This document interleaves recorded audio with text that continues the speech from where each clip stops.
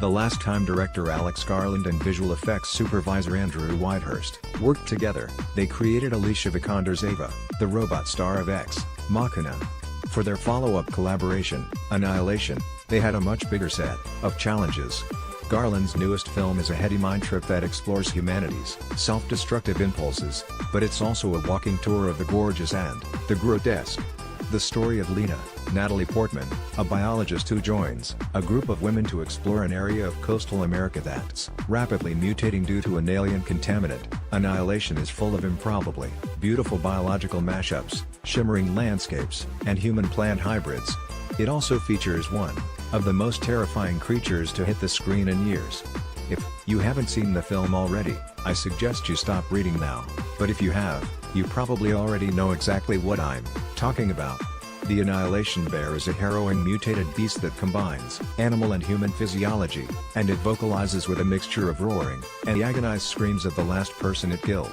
It's a nightmarish creature, and one of the film's most indelible images. I jumped on the phone with Whitehurst to talk about his work with Garland, how they created the movie's horrifying monster, and why combining practical and digital effects was so essential in bringing the bear to life.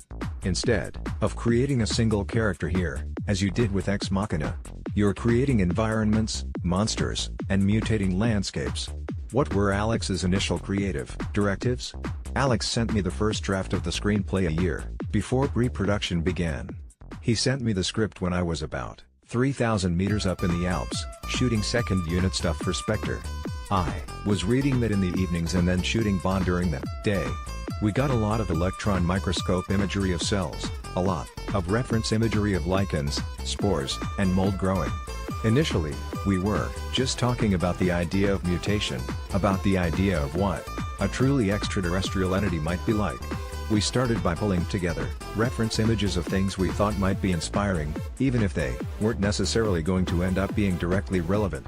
We got a lot of electron microscope imagery of cells, a lot of mathematical practical shapes, a lot of reference imagery of things like lichens, spores, and mold growing.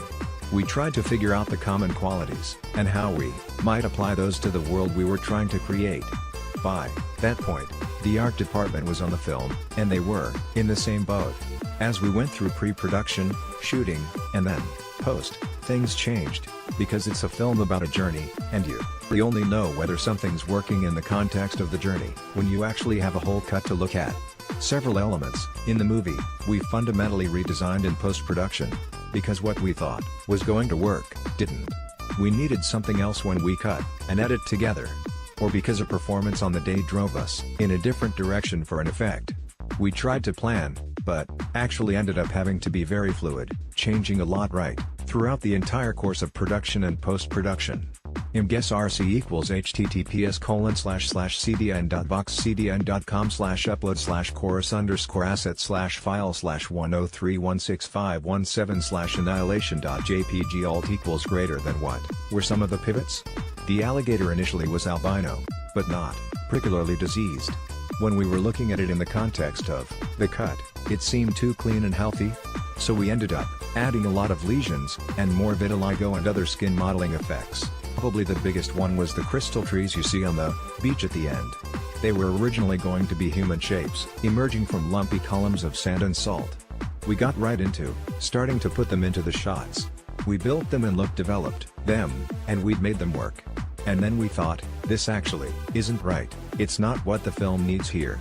It's something out of the blue, not connected to anything else. We were thinking, what can we do instead?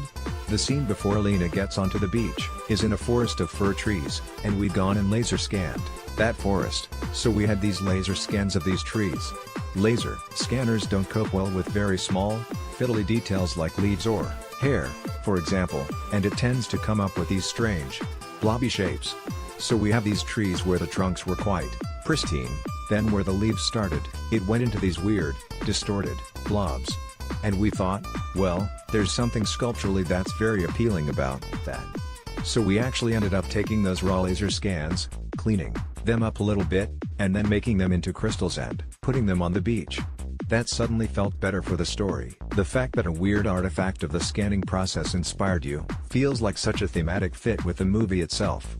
Exactly. Because, it's a film about corruption.